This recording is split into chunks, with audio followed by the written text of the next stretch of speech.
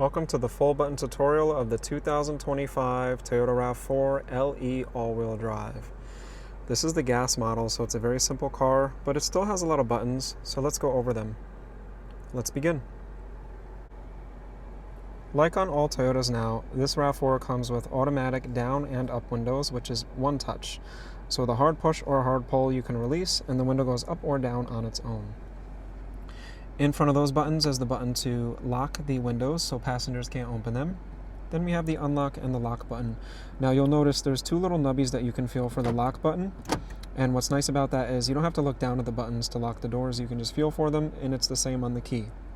For the mirrors on the doors, you can hit the L and toggle to adjust the left mirror.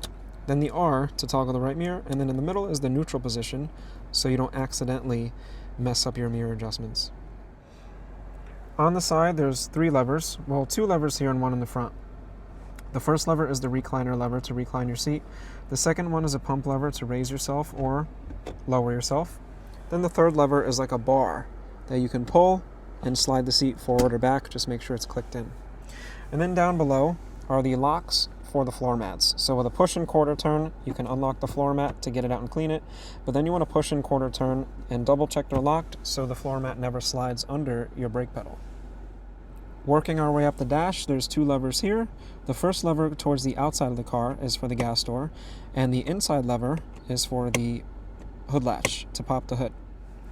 Up above, we have a scroller to lower the brightness to the speedometer gauges and the interior lights. It'll also click into the brightest position, and then the button to operate the automatic high beams. So once you turn the headlights on, you turn that on, and the automatic high beams will turn on and off when the car decides it needs it.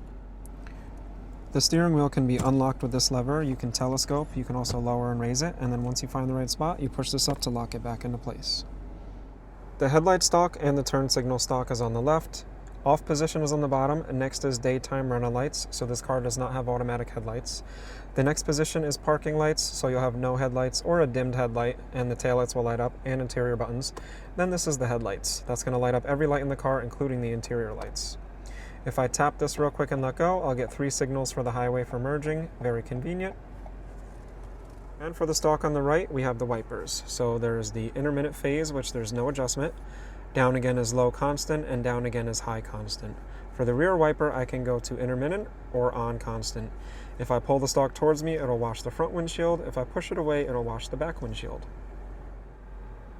On the steering wheel, all the buttons are in the front. We have two main areas.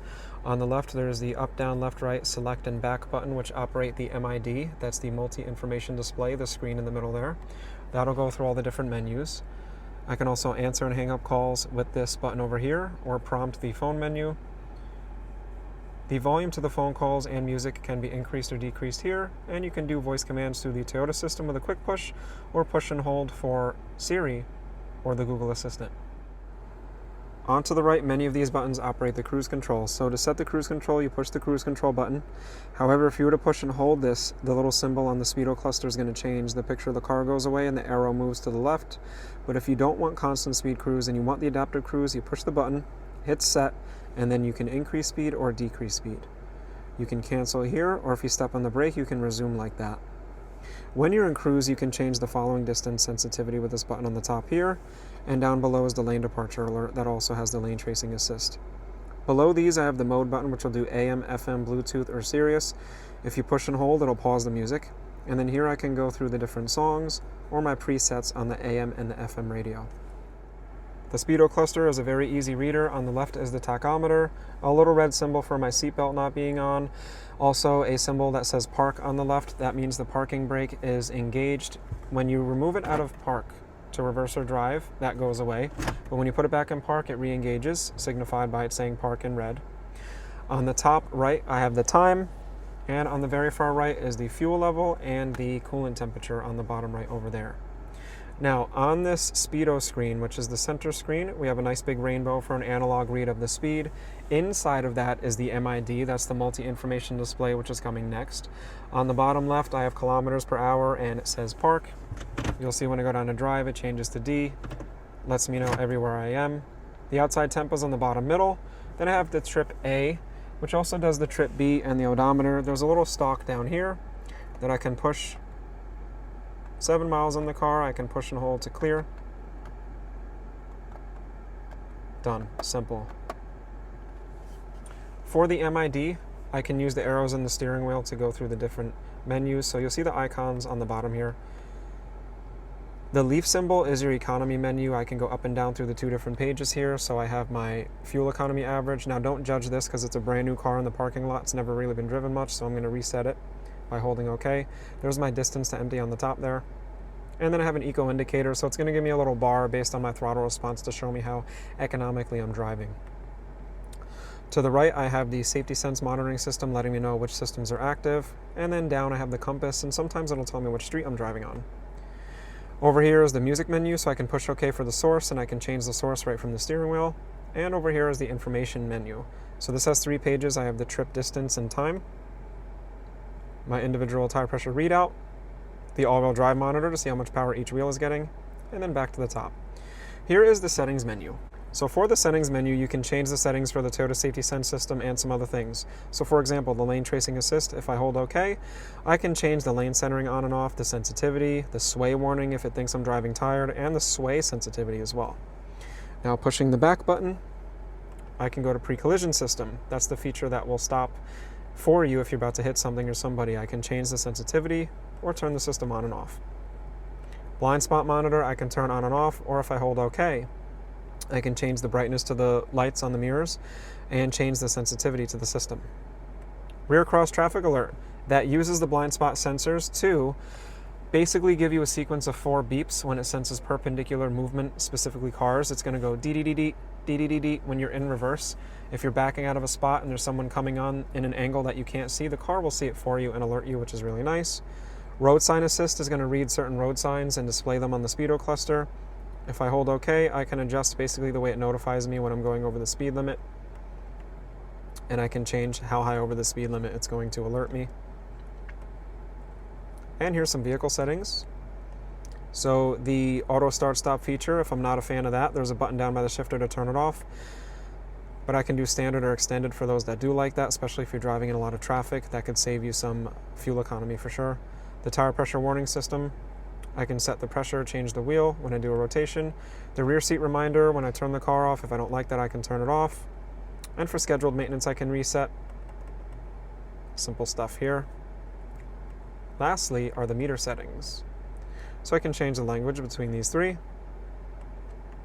change the units. I can also go more digital.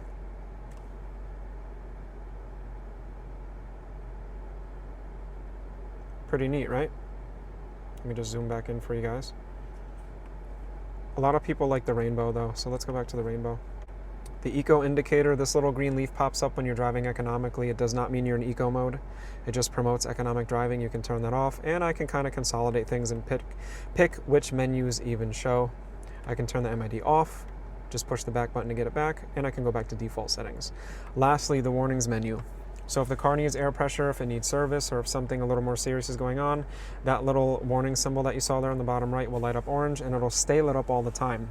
Then every time you start the car, it's going to tell you what the message is, and then it's going to store that message just to remind you constantly until you get that fixed. And then back to the beginning. That's the MID. Now let's do some simpler stuff, buttons by the shifter. So for buttons by the shifter, we have this grid of different drive modes here. Eco, normal, and sport will change the personality of the car. You can change these modes while driving. If I push eco, the speedometer lights up green. That's going to basically depower me, give me a little more fuel economy. If I push normal, turns white. That's great for regular driving if you just want moderate power. Sport mode, my favorite, turns red, gives you a lot of power. You might lose a little bit of your fuel efficiency, but it's going to hang on to revs and give you a little more torque, which is nice. And it might even kick in them back wheels on the all-wheel drive system a little bit more. The parking brake, like I mentioned, releases on its own and then reapplies on its own in a matter of seconds. So you don't really ever need to touch this. They just give you the option for when you service the brakes. Then the brake hold feature is really nice. Basically, when you're buckled up, you push this button, and when you see this in yellow, you can let go of the brake and it'll hold it right there. So I go into drive, I push this, I see this symbol in yellow on the speedometer, and I just take my foot off the brake. Then I give it a little bit of gas, it goes forward, and then when I come to a stop again, it holds it for me so I can rest my feet. Really nice for traffic. busy city driving, if I have injured feet or legs, really helps out, especially if you're feeling lazy at the drive-thru. Moving forward, there's a 12-volt plug and a USB plug. If you don't want to do the wireless CarPlay or wireless Android Auto, you can tether it. Some people say the auto quality is a little bit better when you tether it. And then the last two buttons here, the cancellation for the vehicle stability control and traction control. So say you're driving on a gravel or dirt trail or in the snow, you want to allow for a little bit more wheel slip where it's appropriate, you can cancel the system. And what's nice is when you turn the car off and turn it back on, it applies it back. So you never have to worry, is it on or off? It'll automatically put itself back on, because this system really does save lives. Basically what it does is when you're driving, if one of the wheels starts spinning, it'll cut power to the wheel and apply some micro braking to regain traction. And lastly, since the car has the auto start stop feature where it turns off at the red lights, if you don't like that, you can turn it off like this, and you get the little orange symbol on the right over there. You have to do it every time you start the car. That's the bummer. But what's not a bummer is the climate control is not integrated into the screen. So for the climate control, we have these two really nice big knobs. This one on the left is going to adjust the fan speed, and then the one on the right is going to adjust the temperature. No dual zone on the LE. Very simple and utilitarian. You can turn the system off like this, or resume it by giving it a little bit more. Front and rear defrost are right next to each other. The air direction is right over here. This will cycle through some different directions. Recirculate is right over here, so you can turn that on when you want to recirculate the air. Air conditioner and max AC for when it's really hot outside. Above the climate control is the button for the hazards. It doesn't light up, but at least it gives you the clicking sound. And then above that we have the screen. And like I mentioned, I did a separate video on the screen, or I may have not mentioned it. I mentioned this in the review, which by the way, the review to the RAV4 LE is going to be linked down below. But I have a separate video also linked down below for the screen. This is the new software system with Toyota. We're going to be implementing it in everything. It works a lot faster than the last one, and it gives you the wireless Android Auto and the wireless Apple CarPlay. Check out the link to that. I go over all that stuff in depth because there's some cool customizations you can do on the car. Moving up top, there's no automatic dimming rearview mirror. It's a simple flipper. A glasses case, a little bit on the slim side with a felt backing. The SOS button for a Toyota Safety Connect, which is a recovery system that you get for 10 years complimentary when you buy the car new or until the 4G network goes away. So if the airbags go off, it's going to send an EMS to your location, but if there's an emergency, you can push that and they'll come to you. The individual lights, nice bright white LED. This button turns on all the lights in the car. And then this operates whether the lights come on when the doors open or not. Lastly, these things, actually they don't slide. Wow, I thought they would slide. So in some Toyotas they slide. These ones, not only do they not slide, there's no slide out. So on the LE, if the sun is over here, you're gonna have to deal with it and just kind of tilt your hat to the side or put your hand on the side of your eyes.